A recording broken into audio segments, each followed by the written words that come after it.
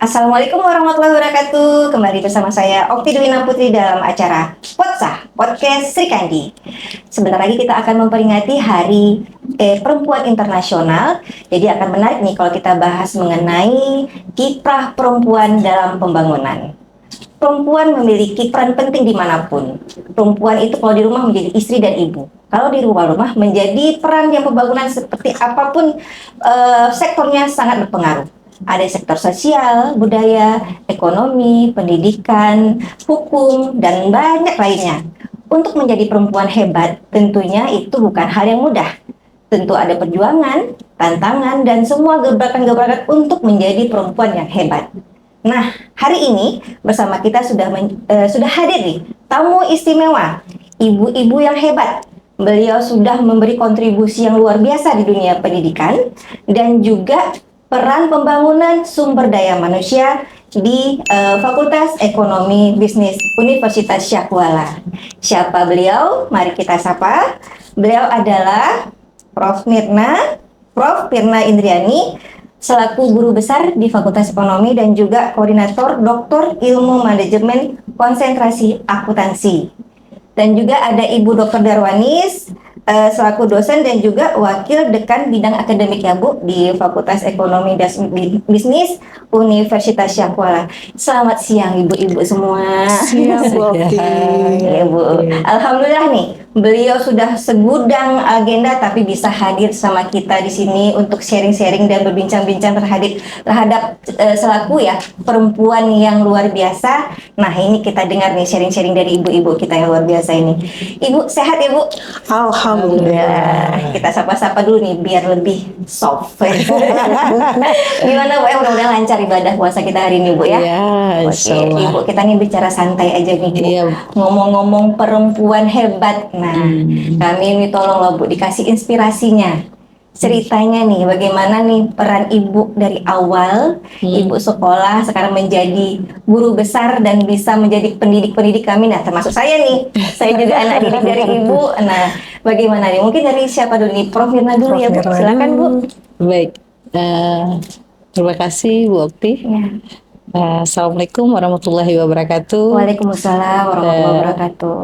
Ibu-ibu di luar sana dan Okti sekalian, memang sebagai perempuan tentu perlu mengaktualisasikan diri dengan kapasitas maksimum yang dimiliki. Nah, kami kebetulan di pada universitas itu jenjang tertinggi untuk sebuah profesi adalah guru besar. Nah, guru besar itu banyak orang menyatakan susah dan sebagainya, itu sebenarnya hanya gambaran umum dari sebuah masyarakat yang tidak mengetahui, tetapi di dalam akademik itu menjadi sebuah karir puncak yang harus dicapai dan itu memiliki tahap-tahap tertentu. Ketika kita masuki dunia akademik, maka yang pertama level kita adalah asisten ahli ya Bu. Ya. Kemudian levelnya akan naik lagi menjadi lektor, kemudian lektor kepala dan guru besar. Nah, untuk menjadi guru besar ada tugas akademik yang harus dipenuhi. Yang pertama sekali adalah mengajar, kemudian Dokter juga. kemudian apalagi ya, mengajar, kemudian melakukan penelitian dan melakukan pengabdian masyarakat. Nah, ada syarat akademik khusus yaitu harus doktor. Harus dokter. Nah, itu baru-baru ini ya, sebelum profesor. Tapi pada zaman dahulu enggak ya, boleh ada kan kalau kita di Fakultas Ekonomi ada namanya Pak Dr. Andes, Profesor Dr. Andes Abdul Qadir. Nah, tetapi seiring dengan waktu maka persyaratan itu terus berubah sehingga harus menjadi doktor. Jadi doktor yang harus bisa mencapai profesor.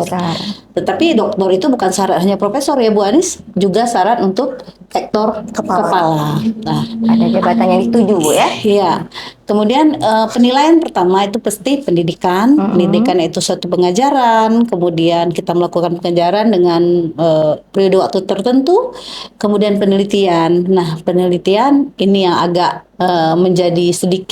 menjadi masalah dari akademik. tetapi akhir-akhir ini sudah tidak jadi masalah asal fokus di dalam tridharma perguruan tinggi. Selain itu adalah pengabdian kepada masyarakat, termasuk acara-acara seperti ini juga merupakan bahagian dari pengabdian yang bisa mengedukasi masyarakat tentang apa saja yang kita anggap penting untuk di-share. Nah, itu. Dan kemudian untuk pencapaian itu memang kita harus fokus pada 3 kondisi itu. Kalau tidak bisa fokus ya mungkin ada yang terabaikan. Kadang-kadang banyak yang terabaikan. Misalnya hanya aktif di pengajaran, tidak aktif di penelitian, dan tidak aktif di pengabdian. Itu seperti itu. Itu kendala, Bu. Iya. Kendalanya itu di mana ya, Bu Anis? Disiplin. Mau tekun, Bu ya. Tekun untuk melanjutkan. Iya. Terus sejak kapan itu berubah aturannya, Prof? Ini bisa boleh enggak? Maksudnya harus dokter dulu baru bisa jadi Prof. 2000-an ya, kalau nggak salah ya. Iya. Berarti memang harus mencapai dokter dulu. Baru bisa menjadi profesor. Penelitian juga rupanya bagi seorang dosen itu suatu hal yang menjadi kendala ya, satu perjuangan juga, Bu ya, bukan karena mudah kalau ternyata ya. Karena ada penelitian itu harus dipublikasi di jurnal internasional bereputasi. Oh ya, tahapannya itu. Jadi panjang, untuk melakukan publikasi di jurnal bereputasi itu memang memerlukan effort sedikit ya, maksudnya effort yang kesungguhan hati, konsentrasi, dan kemudian mau meluangkan waktu untuk melakukan penelitian yang betul-betul harus menyita waktu. Iya, begitu. Kalau Bu Anis bagaimana nih, Bu? Sama. Tapi tentu ceritanya masing-masing. Beda. Gimana, Bu? Saya salam dulu ya. Assalamualaikum warahmatullahi wabarakatuh. Waalaikumsalam warahmatullahi wabarakatuh. Salam bertemu di podcastnya PLN. Iya. Pada prinsipnya sama dengan Bu Mirna. Kalau saya juga dari awal, kita juga memilih menjadi dosen, itu udah tahu kontribusinya, udah tahu konsekuensinya apa. Menjadi dosen seperti harus apa, S2. Iya. Dulu kami masih Sekolah diterima terus-terusan, S1. Di tahun 95 saya diterima, itu masih boleh S1. Sekarang nggak boleh lagi, sudah harus S2. Nah, jadi kami konsekuensinya harus segera S2, S3. Upgrade lagi, Bu ya. Upgrade. Jadi alhamdulillah kita di Fakultas Ekonomi itu ada 3 jurusan ya, Bu ya. Ada ilmu pembangunan, ada akuntansi, ada manajemen. Dokter pertama perempuan itu dari akuntansi, guru besar pertama itu juga dari akuntansi. Masya Allah, luar biasa. Dua-dua ada di sini.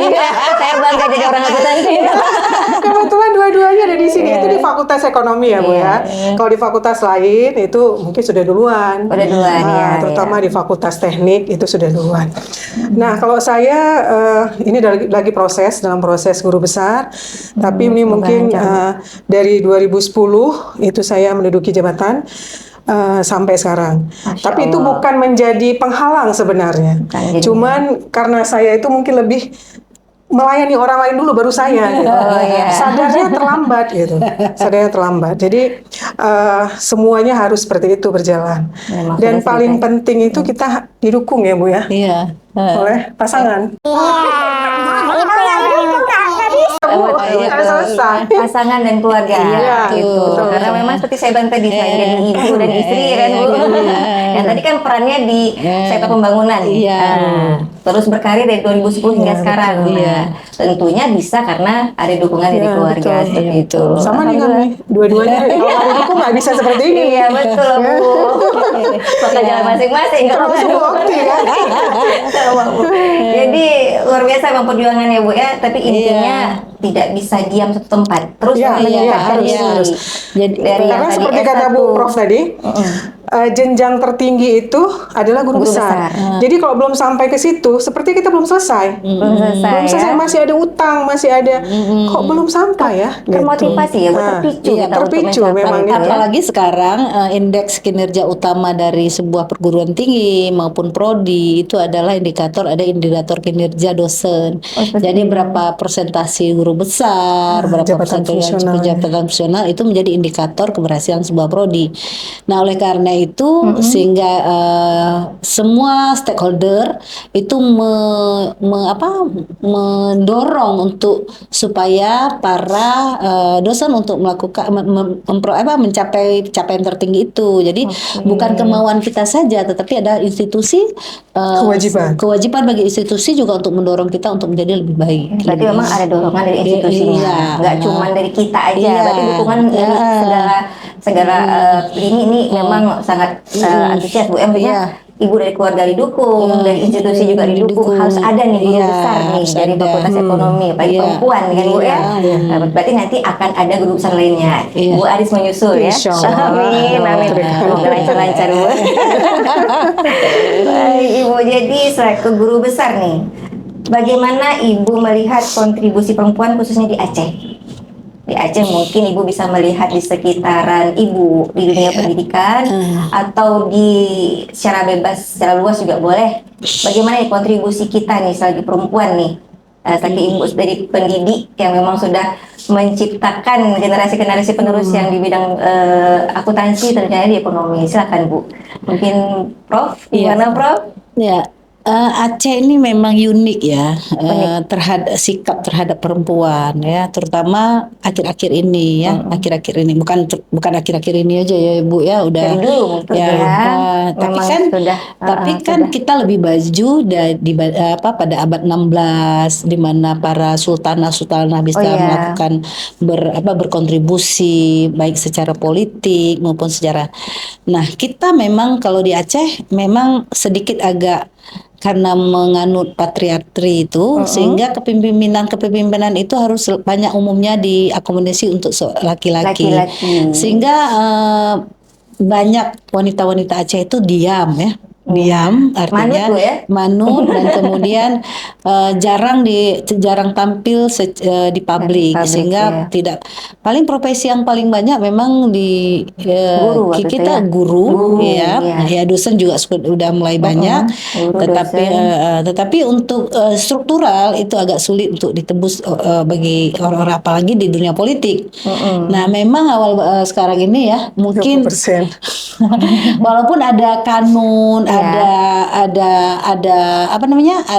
aturan untuk menempatkan 30% wanita itu, tapi itu hanya masih di atas kertas saja, tapi secara realita itu sangat sulit ditembus. Mungkin Bu Okti untuk menjadi direktur PLN ini berdarah-darah dulu. Alhamdulillah kita di PLN memang sudah ada PUG Bu ya, peraturan memang terkait urusan gender yang memang untuk menyamakan posisi itu, dan alhamdulillah kita memang tidak ada perbedaan di sini karena memang sudah banyak pejabat-pejabat wanita yang memang duduk posisinya hampir sama dengan laki-laki ya gitu Bu. Sudah banyak posisinya memang sudah mencapai nih posisi struktural yang di perempuan di PLN 30% yang menjadi keputusan itu sudah, kalau kita di PLN sekitar 25%, alhamdulillah sudah mencapai Bu.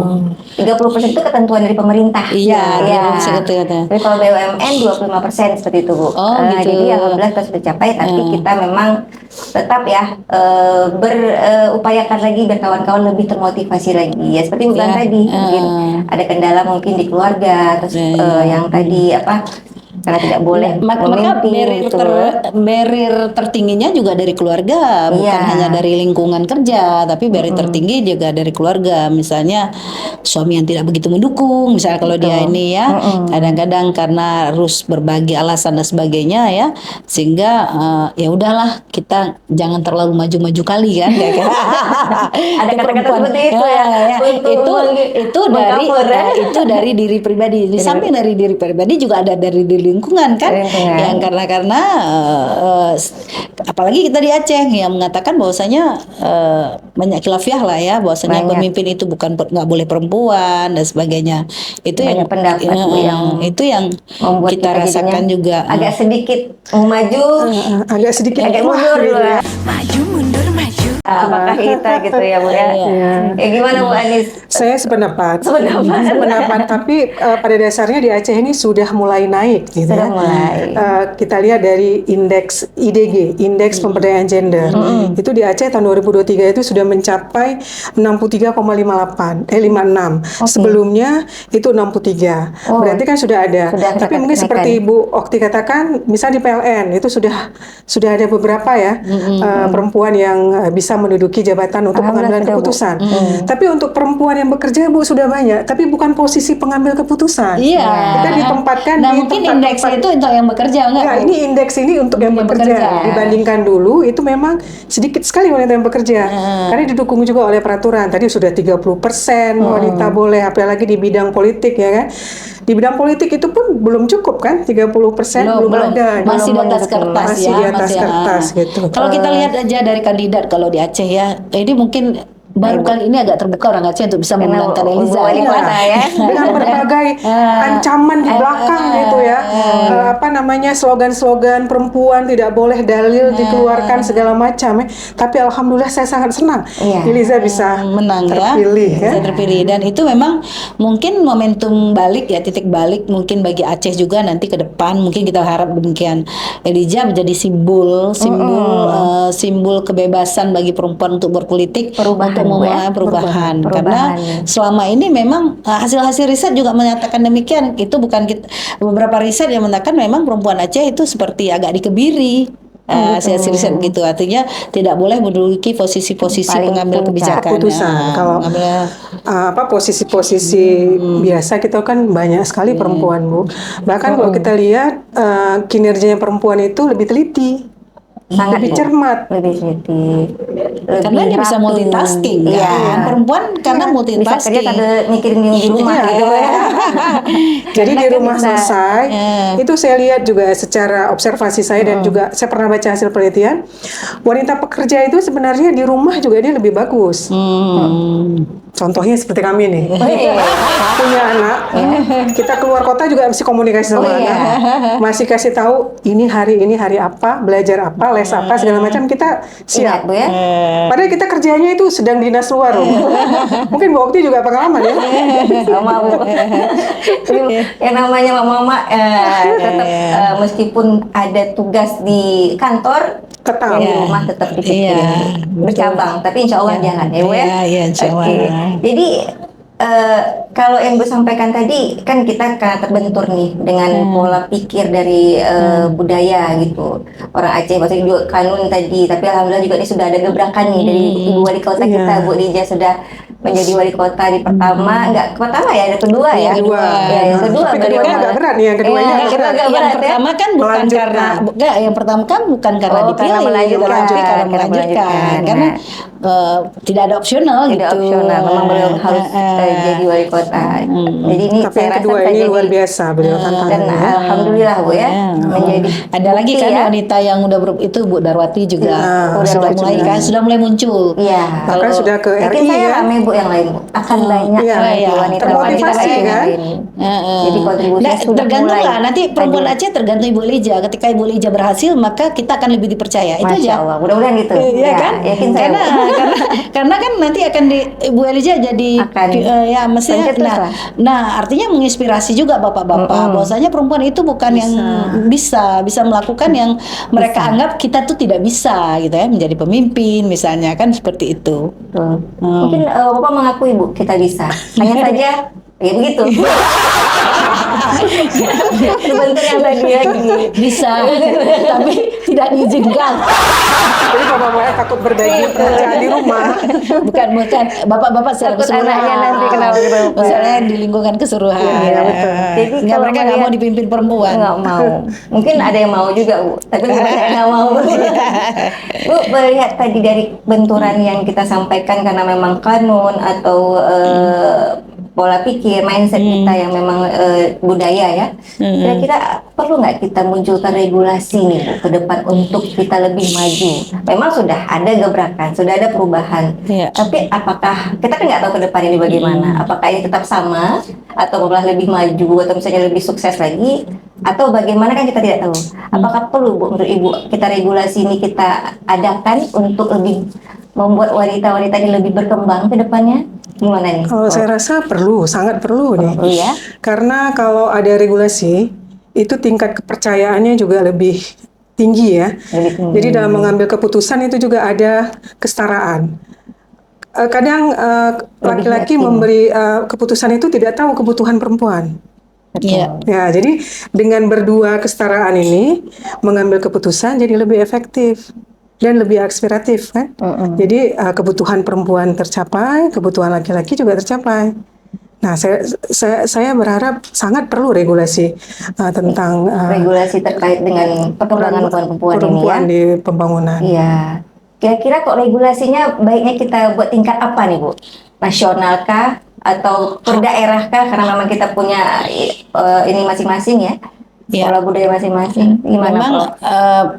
regulasi yang udah ada memang sudah ada, tapi perlu regulasi yang progresif kalau menurut saya. Artinya Progresif itu yang bagaimana, progresif artinya terus-terus yang maksud progresif terus-terus diperbaiki regulasi itu tidak hanya sekedar regulasi ya sudah ditinggalin gitu kan. Iya, regulasi yang regulasi terus di regulasi yang progresif ya. Ya. Nah, kenapa itu penting? Ya karena memang susah sekali mempengaruhi budaya, terutama di Aceh.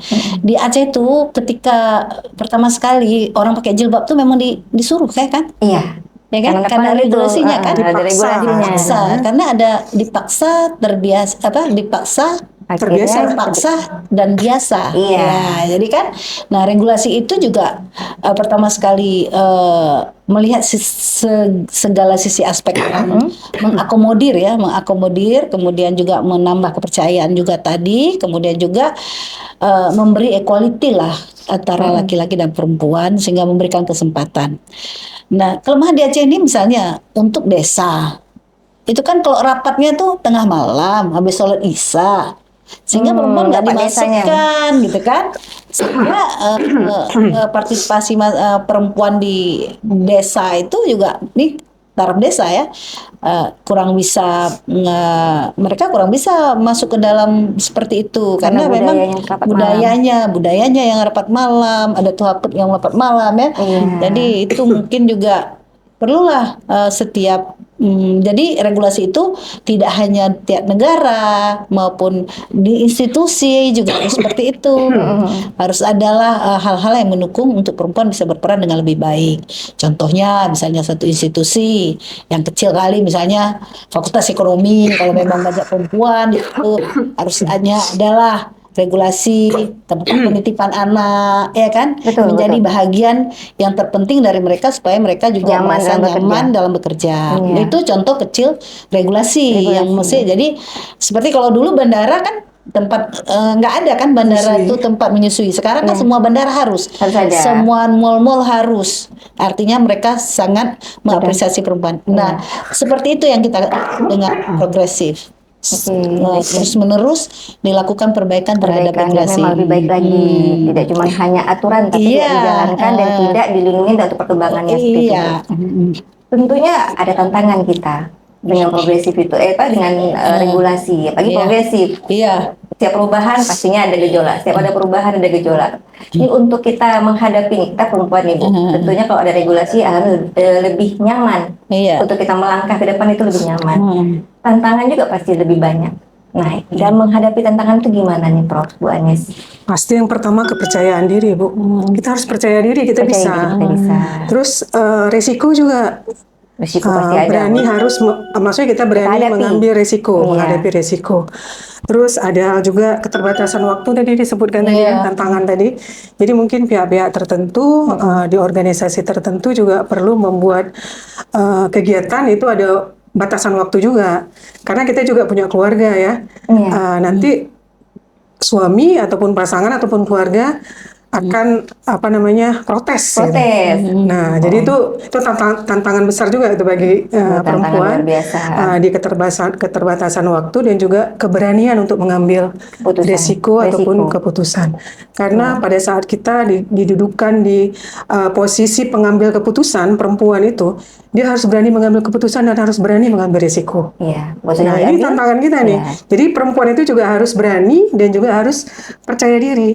Karena kebanyakan kebanyakan perempuan itu nomor satu tuh nggak percaya diri. Iya, betul. Bisa nggak ya? Iya, Bu, Seperti itu Prof. Bu, ya? Iya. Iya, betul. Misalnya kita tunjuk ibu ini cocok Bu jadi ketua jurusan atau jadi wakil dekan atau dekan. jadi dekan gitu ya. Tapi dalam pribadi sendiri pasti bisa nggak saya ya? Nggak pede berarti. Padahal kok dikerjakan Nggak lebih yakin, baik daripada yang lain gitu. Ini tantangan juga bagi semua perempuan. Saya rasa perempuan di Aceh maupun di Indonesia. Mungkin itu Bu tantangannya. Mungkin bisa ditambahkan Gimana, dari Prof? Bu Prof. Tantangan Iya, nih. tantangannya Yang ya, lain. ya memang tidak gampang ya. Gampang. Tidak gampang. Ya, pasti, Prof. Nah, untuk menghadapi tantangan seperti kepercayaan diri itu memang bukan pada satu saat itu saja. Mungkin harus dimulai dari keluarga. Bagaimana kita mengapresiasi anak perempuan untuk bisa berani, untuk bisa menyuarakan apa, sehingga muncul orang-orang yang punya kepribadian yang tangguh dan sebagainya. Karena kalau kita pikir kenapa mereka tidak berani? Kan itu harus yang diurut akar masalahnya di mana. Karena memang stereotip itu di masyarakat dan sebagainya sehingga lingkungan yang terpenting dari membuat kita tuh tidak berani melakukan sesuatu. Kalau kita lihat kenapa zaman dahulu berani misalnya kan? Kenapa zaman dahulu ada Cut Nyadin, ada Cut Mutia, ada beberapa sultanah-sultanah yang lebih hebat itu, yang juga itu kenapa? Kalau kita runut bagaimana mereka bisa? Memang mereka berada di lingkungan yang betul-betul tumbuh. Artinya lingkungan-lingkungan yang bisa membuat mereka tumbuh untuk menjadi menjadi patriot seperti itu ya. Jadi itu yang sekarang sedikit misalnya udah nggak usah kamu perempuan main bola sedikit perempuannya nggak boleh kamu tuh perempuan yang manjat kamu tuh perempuan nanti kenapa gitu kita terlalu memproteksi perempuan ya akibatnya nggak pernah berani sampai dia masanya untuk bisa mengambil keputusan untuk selalu tidak percaya diri karena itu memang kendala hambatan yang sangat luar biasa akhirnya ya karena memang kita terlalu kasian nih jangan perempuan yang kita lindungi jadi seolah-olah nggak bisa seolah-olah nggak mampu padahal kita bisa gitu kita yakin kita bisa sarannya nih Prof sama Bu Anis untuk menjadi wanita yang percaya diri bisa mengambil keputusan dan harus berani nih sama lingkungan gimana nih sarannya nih gimana Bu Anis? Kita harus dari keluarga dari keluarga kalau keluarga nggak mendukung apakah kita harus melawan keluarga kan nggak juga seperti itu tapi kan bagaimana nih supaya bisa supaya kita didukung untuk bisa lebih maju yang seperti Prof dan Bu Anis sampaikan tadi itu memang tergantung bagaimana kita bisa menyesuaikan diri dengan keluarga misalnya kalau misalnya seorang istri kalau di dalam perspektif keluarga itu bahwasanya istri itu harus seperti ini, maka apa yang seperti ini harus kita bisa lakukan. Iya kan? Jangan sampai terabaikan sangat terabaikan. Kalau ada aturan rule-nya, kriteria sebagai orang dalam rumah itu 5, nah 5 itu harus kita penuhi. Kalau kita juga indikator itu, kalau kita 5 itu bisa kita penuhi, insya Allah kita bisa lebih dari itu. Nah, kalau 5 itu nggak bisa kita penuhi, misalnya indikatornya tadi 5, misalnya, tetapi kita nggak bisa penuhi, bagaimana juga orang rumah juga akan meyakinkan bahwasanya kita bisa untuk melakukan lebih dari 5. Ini di variabel Bu. Jadi 10 variabel 5 di dalam kita bikin tes luar biasa begini ya iya betul benar kan kalau misalnya di rumah dia juga nggak bisa dipercaya nggak trusted misalnya kan pekerjaan kecil-kecil di rumah juga dia nggak bisa selesaikan bagaimana ini bisa didukung gitu ya didukung oleh pasangan dulu kepercayaan dari dalam rumah supaya kita didukung untuk bisa berkembang di luar seperti itu ya betul. Bu Anis setuju saya. Jadi kita juga dalam memikirkan diri sendiri harus tahu juga kemampuan diri kita. Nah, tadi indikator 5 tadi yang ada di rumah yang sudah dibuat dengan keluarga kita juga harus bisa lakukan. Kalau kita bisa selesaikan yang indikator 5 tadi, otomatis 5 di luar tadi insya Allah kita bisa dapatkan. Tapi yang pertama tadi kepercayaan diri harus ada. Kalau nggak ada kepercayaan diri juga nggak bisa. Nggak jalan. Itu duluan tadi. Percaya diri bahwa kita insya Allah bisa. Berarti sarannya dengan percaya diri, dengan dukung keluarga, tentunya memberi kepercayaan kepada keluarga, kita juga bisa. Jadi kalau didukung oleh keluarga, motivasi kita ada gitu kan. Kuat ya. Iya, lebih motivasi. kuat. Udah percaya, kita percaya diri, didukung oleh keluarga, otomatis motivasi nih. Bisa nih kita Pengalaman kerja sekali nih. kayaknya nih pengalaman Profesor sama Bu Anis ini. Luar biasa Betul. nih. Saya dapat langsung. Walaupun ada sedikit Tentu. debatable juga di rumah ya kan. Tentu, Tetap pasti. nggak mungkin dalam keluarga Dan itu nggak nggak mungkin mudah nyaman-nyaman itu. aja gitu. Karena mau kita ada debat panjang juga tetap harus ada kepala keluarga soalnya yang bisa kita harus patuhi seperti itu. Di rumah tetap kita Kita di bawah. Iya. Itu memang kodratnya kita ya Bu ya, meskipun kita tetap berkembang, kita maju sebagai pengambil keputusan di luar sana, tetap kita ada pengambil keputusan di dalam rumah Bu ya. Jadi betul. mungkin itu kuncinya, kita harus balanskan, harus kita seimbangkan, terutama yang kebutuhan di dalam sudah aman, sudah terpenuhi indikator seperti yang tadi disampaikan. Jadi kita harus kuat ya Bu ya. Harus kuat. Kita kerja di kantor, di rumah juga kita harus punya kuat. pekerjaan berat. Sangat berat. Tapi kita kalau misalnya memang itu bukan beban ya, memang udah memang Sudah saja, bisa dinikmati. dinikmati. Kayaknya malah kalau nggak ada itu apa sih hidup kita gitu ya. Kayak Kalau hambar gitu ya. dengan di dalam di rumah kita sudah alhamdulillah, di luar juga kita bisa, ya itu mas syukurilah ya Pak. Contohnya misalnya kita ada cuti melahirkan. Oh iya, itu kelamaan di rumah seperti apa nih yang harus dikerjakan? Pikiran di luar. Karena ada bayi ya. Ada bayi. Tapi tetap juga Iya. kita merasa lama. Tapi bayi juga bisa kita urus kan. Apalagi kalau kita sebagai pekerja itu kan diberi waktu untuk Kalau cuti kami di melahirkan. PLN sekarang sudah 4 bulan cuti melahirkan. Oh iya. Ditunggu anak sampai 4 bulan. Dulu kan 3 bulan. Sekarang udah 4 bulan. Sudah lebih besar lagi. Jadi sudah lama lagi bersama anak. Ini pun Sudah sekarang ASI tidak ada eksklusif masalah. ya? Sudah ada ruang laktasi. Sudah ada waktunya memang pada saat anak sakit juga boleh ini. Jadi pada saat maksudnya boleh pulang untuk kasih ASI atau laktasi juga ada. Anak boleh kemari atau daycare. Itu yang harus Bu Anis juga dipikirkan untuk institusi Untuk membuat fakultas, kebijakan-kebijakan karena apalagi juga seperti kita ini kan masih gen milenial ya, memang masih produktif sekali. Iya.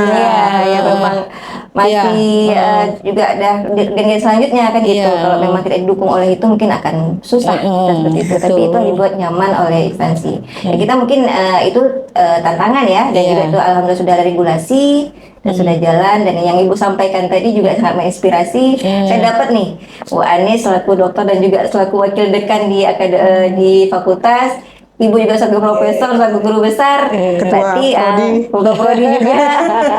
Intinya adalah keseimbangan. Sukseskan dulu di dalam rumah tangga, baru bisa berkiprah di luar, menjadi perempuan-perempuan yang hebat. Iya, Bu. betul. Jadi ini sangat inspirasi sekali Bu, kisah yang Ibu sampaikan ini kisah nyata ya. Berbagi sharing ini supaya bisa menginspirasi kepada ibu-ibu yang lain, Sri Kandi tentunya yang kita di ADPN, dan juga perempuan-perempuan yang ada di Aceh yang tadi ada faktor budaya seperti itu insya Allah bisa. Pelan-pelan kita rubah dan tetap berada di koridornya. Kita bisa maju, tapi kita tidak melawan apa yang ada selaku ketentuan seperti itu. Kita bisa lebih berkembang lagi, dan apa yang Ibu sudah lakukan nih selaku pendidik. Nah, tentunya juga mahasiswa perempuan banyak ya Bu ya. Udah jadi dokter juga ada nih. Lulusan dari jadi kalau S2 juga lebih banyak, magister sudah banyak, S1 apalagi seperti itu. Jadi itu sangat memberi arti bagi lingkungan. Selaku ibu-ibu yang jadi pendidik, saya juga merasa nih, laki ibu yang dididik sama ibu, banyak nih yang sudah dibagi ilmunya. Jadi saya berharap yang ibu lakukan juga lebih memberi dampak kepada lingkungan sekitarnya. Terima kasih nih Bu Anis, Prof Mirna yang sudah hadir kemari, sudah bercerita kita tentang perempuan-perempuan hebat, dan untuk menjadi perempuan hebat, mohon maaf kata kalau ada yang salah-salah nih, ya ada salah kata, mohon maaf. Dan kalau bisa nih Bu, sedikit statement ke Sri Kandi kita, apa nih? 1 kata aja, 2 kata? Iya. Di sini ya. Harus semangat, kita bisa. Iya, dari Mbak Anis. Kalau dari saya, semua perempuan harus percaya diri. Wih, semangat kita bisa dan percaya diri. Baik, itu aja. Terima kasih Aktidin semua. Salam jumpa kembali. Assalamualaikum warahmatullahi wabarakatuh. Assalamualaikum warahmatullahi wabarakatuh.